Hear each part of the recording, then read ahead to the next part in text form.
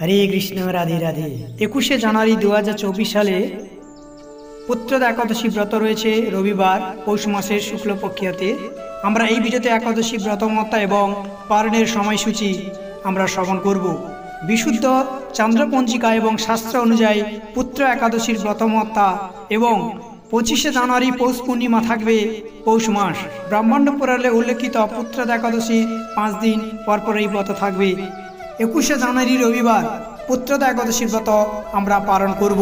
শুধুমাত্র আমেরিকার Washington test, কানাডার আল্লাবাট্টা, ব্রিটিশ কাম্বালিয়াতে ব্রত হবে 20 জানুয়ারি পালন হবে। এছাড়াও ভারত, বাংলাদেশ সহ বিশ্বের বাদবাকি সকল স্থানে ব্রত পালন হবে 21শে জানুয়ারি। সকলেই ব্রত পালন করবেন। বিশেষ করে যারা পুত্র সন্তান বা পুত্রকন্যা যে কোনো সন্তান লাভ করতে চান তারা অবশ্যই শুদ্ধভাবে এই একাদশী ব্রত পালন করে ভগবানের নিকট প্রার্থনা করবেন। এখন আমরা শ্রবণ করব পুত্রদা একাদশী ব্রত মহত্তা। যুধিষ্ঠির বললেন, হে কৃষ্ণ, পৌষ মাসের শুক্লপক্ষের একাদশীর নাম কি, বিধি বা কি, কোন দেবতা ওই দিনে পূজিত হন এবং আপনি কার প্রতি সন্তুষ্ট হয়ে সেই ব্রত ফল প্রদান করেছিলেন, কৃপা করে আমাকে সবিস্তারে তা বলুন। শ্রীকৃষ্ণ বললেন, হে মহারাজ, এই একাদশী পুত্রদা নামে প্রসিদ্ধ, সর্বপাপ বিলাসিনী ও কামদা। এই একাদশীর অধিষ্ঠাত্র দেবতা হলেন সিদ্ধিদাতা নারায়ণ। ত্রিলোকে এর মতন শ্রেষ্ঠ ব্রত নেই। এই ব্রতকারীকে নারায়ণ বিদ্বান ও যশস্বী করে তোলেন। এখন আমার কাছে ব্রতের মহত্ব শ্রবণ করুন। ভদ্রাবতীপুরীতে সকেতুমার নামে এক রাজা ছিলেন। তার রানীর নাম ছিল শৈবা। রাজদম্পতি বেশ সুখেই দিন যাপন করছিলেন। বংশ রক্ষার জন্য বহুদিন ধরে ধর্মকর্মের অনুষ্ঠান করেও যখন পুত্র লাভ হলো না, তখন রাজা দুশ্চিন্তায় কাতর হয়ে পড়লেন। তাই সকল ঐশ্বর্যবান হয়েও পুত্রহীন রাজার মনে কোনো সুখ ছিল না। তিনি ভাবতেন, পুত্রহীনের জন্ম বৃথা ও গৃহশূন্য। পিতৃদেব মনুষ্যলোকের কাছে যে ঋণ শাস্ত্রে উল্লেখ আছে তা পুত্র বিনা পরিশোধ হয় না। পুত্রবানের জনের যশলাভ ও উত্তম গতি লাভ হয় এবং তাদের আয়ু, আরোগ্য, সম্পত্তি প্রভৃতি বিদ্যমান থাকে।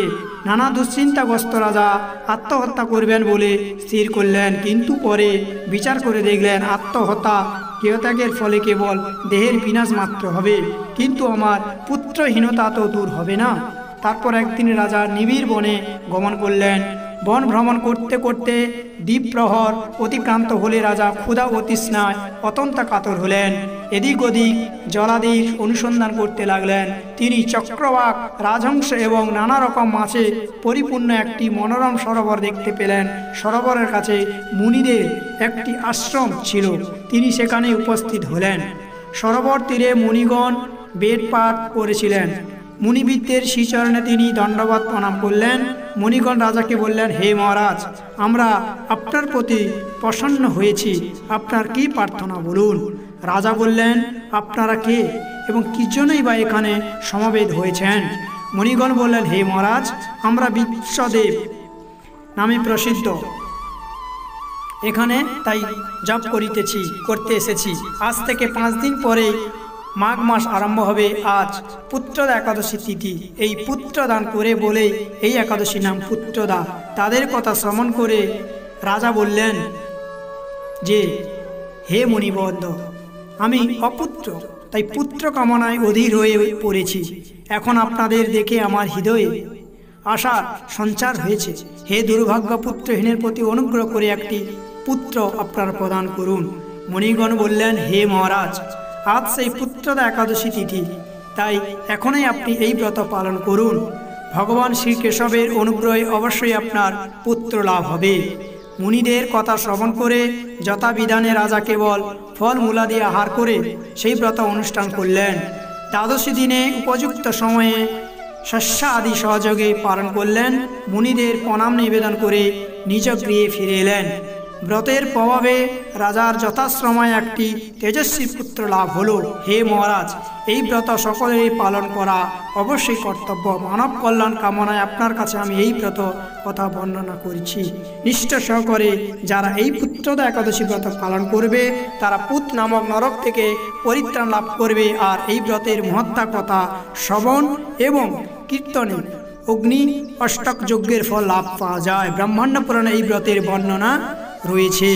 তাই আমাদের অবশ্যইভাবে এই পুত্রদা একাদশী ব্রত পালন করা অবশ্যই। এবং একাদশী দিন সকালে স্নান আদি এবং পূজা অর্চনা সম্পন্ন করিয়া ভগবানের স্নানে এই একাদশী ব্রত সংকল্প মন্ত্র উচ্চারণ করতে হয়। একাদশং নিরাহারায় স্থিতাহম অপেরিহণে ভগ্নামি পুণ্ডরীকাক্ষং শরণং মে ভবাচ্যুত। এবং পালনের মন্ত্র অজ্ঞানং তিমিরাধার্যং বতেনা নেন কেশব পর্ষিত সমকনাথ জ্ঞানদৃষ্টি প্রদভব। এই মন্ত্র উচ্চারণ করে একাদশীর পরের দিন পালন সম্পন্ন করতে হয় ব্রত। এবং মহাপ্রসাদ সেবনের সময় এই মন্ত্র উচ্চারণ করতে হয়। মহাপ্রসাদ সেবন মন্ত্র এখন আমরা শ্রবণ করব।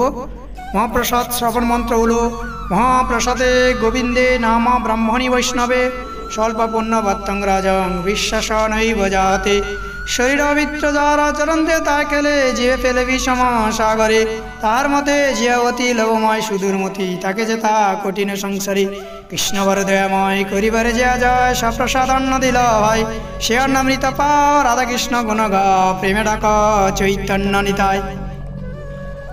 শ্রীকৃষ্ণ চৈতন্য প্রভু নিত্যানন্দ শ্রী অদ্বৈত গদাধর শিবসাদি শ্রী গৌর ভক্তবৃন্দ।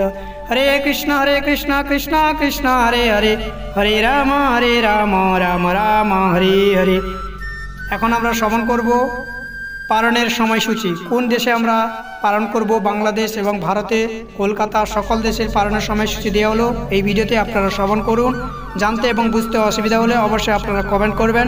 এরকম নতুন ধার্মিক জাতীয় এবং সকল একাদশী ভিডিও পেতে চ্যানেলটি অবশ্যইভাবে সাবস্ক্রাইব, কমেন্ট, লাইক, শেয়ার করে আমাদের সঙ্গে থাকবেন। জয় শ্রী রাধেশ্যাম, নিতাই গৌর হরি বল, রাধে রাধে।